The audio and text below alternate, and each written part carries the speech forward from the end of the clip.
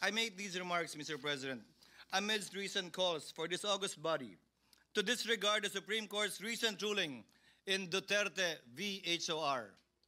These calls for judicial disobedience have been aided and abetted by so-called legal luminaries and experts who fancy their wisdom and knowledge of the Constitution as better, higher, more supreme than that of the Supreme Court. Miyembro po ba sila ng Supremist Court? Miyembro po ba sila ng Super Supreme Court?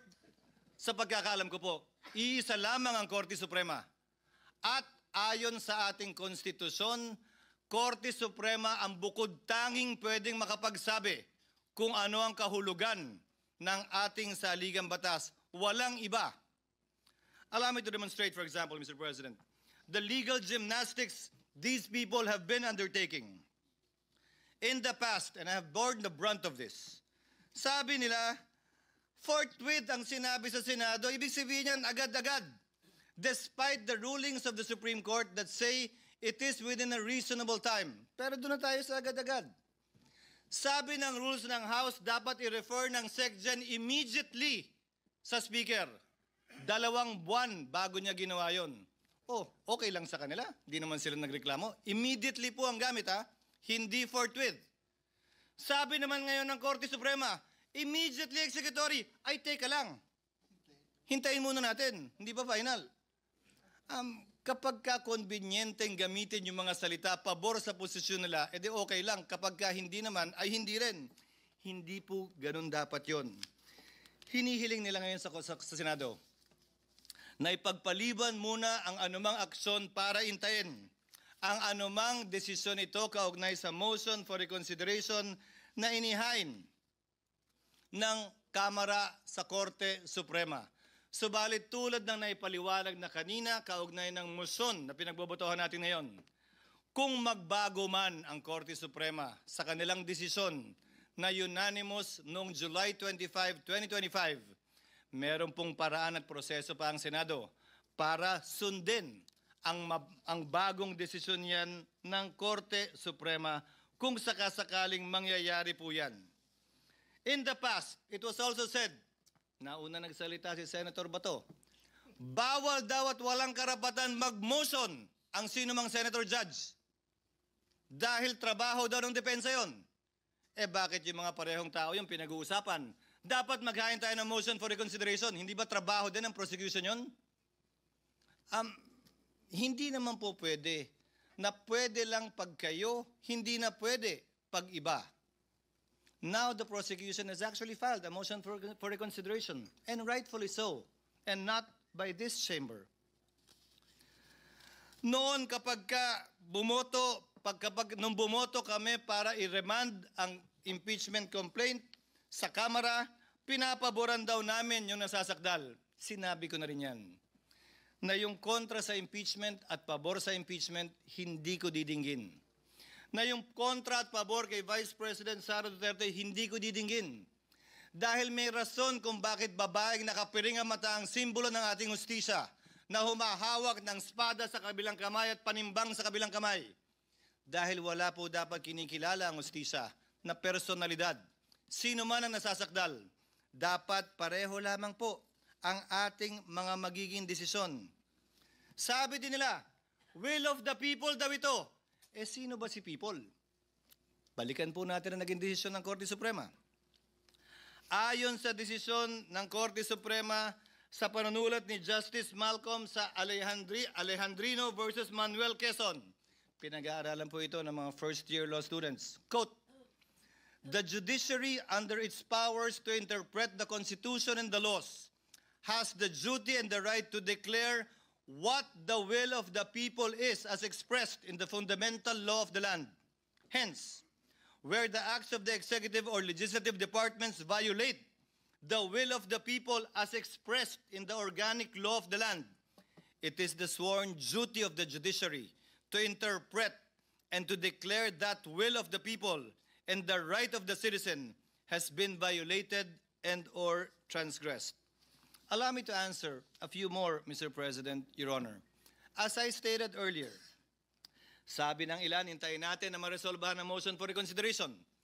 Pero dun sa parehong araw na naghain ng motion for reconsideration ng Kamara, nagsalita ang tagapagsalita ng Korte Suprema at sinabing immediately executory pa rin ang desisyon.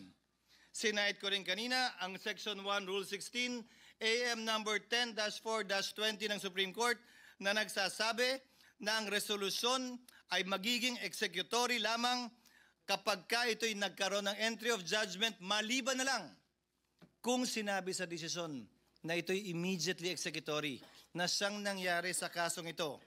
Binanggit din kanina ni Senator Cayetano ang Section 4, Rule 39 ng Rules of Court na nagsasabi na immediately executory ng mga desisyon ay hindi kailangan maghintay na maresolbahan anumang apela o motion for reconsideration na nakabinbin. Ginagamit din ang operative fact doctrine. Ang operative fact doctrine po ay exception sa rule ng null and void ab initio. Ito po ay hindi rule, ito ay exception sa rule. Gamit po ang sinulat na desisyon ni Justice Tony Carpio sa League of Cities versus Comelec. Ito ang sinabi po niya. The invocation of the operative fact doctrine is an admission that the law or act is unconstitutional. Bago po natin gamitin natin to, aminin niyo muna. Illegal at bawal ang ginawa ng Kamara. Sa parehong desisyon, sinabi din ni Justice Carpio, it will open the floodgates to wanton enactment of unconstitutional laws and the commission of unconstitutional acts and a mad rush for their immediate implementation before the court can declare them unconstitutional. This view, according to him, is an open invitation to serially violate the Constitution and be quick about it, lest the violation be stopped by the court. Sinabi din po ni Justice Carpio sa desisyong Aralio versus Aquino, those who acted in bad faith with gross negligence cannot invoke this doctrine. Hindi po pwedeng pakinabangan nung taong gumawa ng unconstitutional at illegal act ang doktrinang ito. Pwede lamang po itong gamitin ng mga partidong walang kinalaman dun sa ginawang mali, masama o di naaayon sa saligang batas. Ika nga, he who comes to equity must come with clean hands, and he who seeks equity must likewise do equity. Mr. President, distinguished colleagues, kinondena din ng ilang legal luminaries tulad ng Felconsa na dating pinangunahan ng nanguna sa impeachment complaint na si Speaker Romualdez, ilang taon lamang ang lumilipas, na hindi daw, bagong requirement daw ang due process. Dagdag daw ito. Mr. President, Your Honors, they should read Francisco again. They forgot that lack of due process in the impeachment process had been raised and in fact was specifically mentioned in the separate concurring opinions. And allow me to quote the concurring opinion of Justice Panganiban. The due process clause enshrined in our fundamental law is a condition sine qua non that cannot be ignored in any proceeding, administrative, judicial, or otherwise. It is deemed written into every law, rule, or contract, even though not expressly stated therein. Hence, the House rules on impeachment, insofar as they do not provide the charged official with number 1, notice, and number 2, opportunity to be heard prior to being impeached, are also unconstitutional. Needless to say, the due process limitation on the impeachment process was already discussed in Francisco. May pumalag ba nun? Wala. Yung nagre-reklamo ba ngayon kaugnay sa bagong requirement yung due process, nag-react nung sinulat ito at naging bahagi ng Francisco ruling? Hindi ko rin po napansin. Sinabi din po ng ilang legal luminary, partikular binanggit din ito ni Speaker Romualdez. When the court begins to create rules on how it and other high officials may be impeached, it risks writing the terms of its own immunity. This point was also discussed in Francisco. Ang sabi ng korte nito, illogical ito at non-sequitur. Alalahanin po natin. Hula lamang yung gagamitin din ito pabor sa kanila. Sa kaso ng Francisco, nakaupong Chief Justice ang nasasakdal. Pero sinabi mismo ng korte, hindi bali yan. Hindi namin pinapaboran ang kabaro namin sa pagbaba namin ng desisyong ito. Mr. President, The Constitution establishes a system of checks and balances, not a system of retribution. Threatening the Supreme Court with impeachment simply because one disagrees with the ruling is a dangerous assault on our constitutional order. The Senate, Mr. President, stands ready to uphold the integrity of the Constitution as well as the institutions created under it. My dear colleagues, we are told that to honor the court's ruling is to betray the truth, that by choosing fidelity to the law, we somehow abandon accountability, but nothing for me could be further from the truth. To this regard, the ruling would not only defy the Constitution, it would drag the nation into a crisis it can ill afford. It would erode the authority of our laws, embolden those who believe they are above it because they know it all or simply know better. To those seeking to disregard the Supreme Court's decision, I ask these simple questions, Mr. President. Again, in light of the Francisco ruling on former Chief Justice Davide, and it was okay then because they did not want then Chief Justice Davide to be impeached. Are you truly for accountability or simply anti-Duterte? Do you truly respect and want to preserve the Constitution or you simply hate the Vice President? Are you serving the nation's interest or protecting and pursuing your own personal ambitions or agenda? Are you fighting for truth or are you simply after revenge? Do you really want a trial or do you just want a conviction? Do you really believe that we are wrong or do you simply think and feel entitled and believe that you are always right?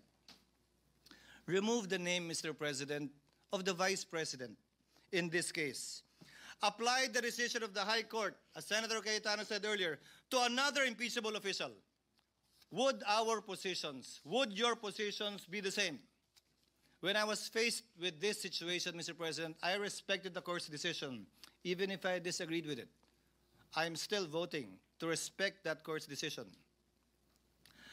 As quoted at the start of my speech, Mr. President, the dispensation of justice over the course of time should be unaffected, whomsoever stood to benefit or suffer therefrom.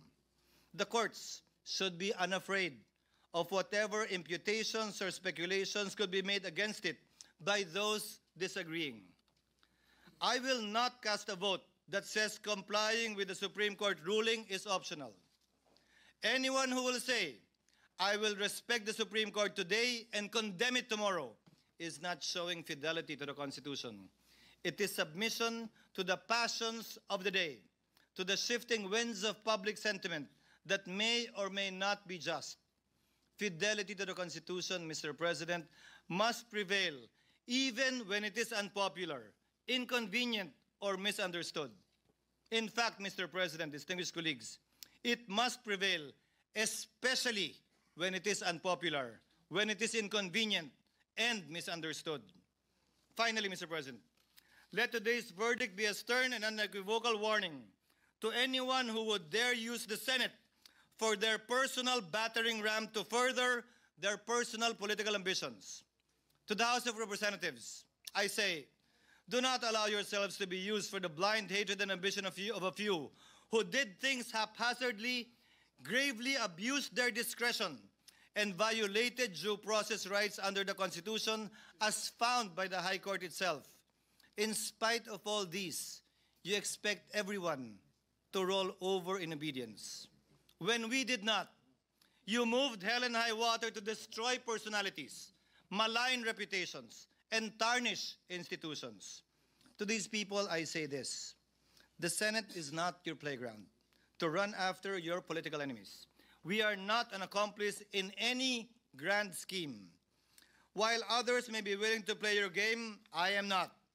I will never bow to a mob. I will never cower to the shrillest of voices. Let history, Mr. President, record that in this moment, we chose the Constitution. We chose the rule of law by defending the integrity of the Supreme Court and maintaining the system of checks and balances under our Republican system of government. Let this chamber be remembered, not for the passions we inflamed, but for the principles we upheld. I vote yes to the motion, Mr. President.